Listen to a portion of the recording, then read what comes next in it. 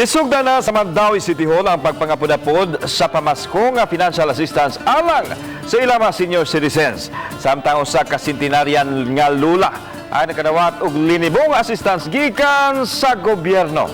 Si Nico Sereno sa report. Sa unang adlaw sa distribution sa financial assistance sa mga lolo ug lola sa Mandawi, midagsa sila sa barangay Mantuyong Gym. Upat ka mga barangay ang gikater og gihatagan, taga Mantuyong, Sentro, Gizo ug Cambaro.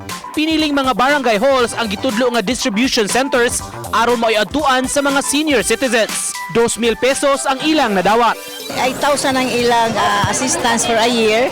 Nadawat naman to, karon 2,000 for the pinaskuhan. So 10,000 tanan. Samtang atul sa kalihukan, usa ka lola nga 100 years old na ang gipasidunggan sa mga opisyales. Lumad nga taga barangay Umapad ang centenarian nga si Margarita Bate nga giila gumikan sa iyang pangidaron. Gitunulan si lola sa financial assistance 100,000 gikan sa national government pinaagi sa DSWD ug laing 100,000 gikan sa Mandawi City.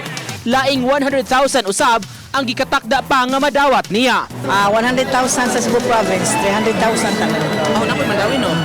Cebu Provincial Government, Mandawi, National. Samtang sunod simana sab gischedule ang distribution sa financial assistance alang sa mga persons with disabilities sa Dakbayan. Uban ni Rod Prado o Lance Gabutin, Nico Sereno, Balitang Bisdak.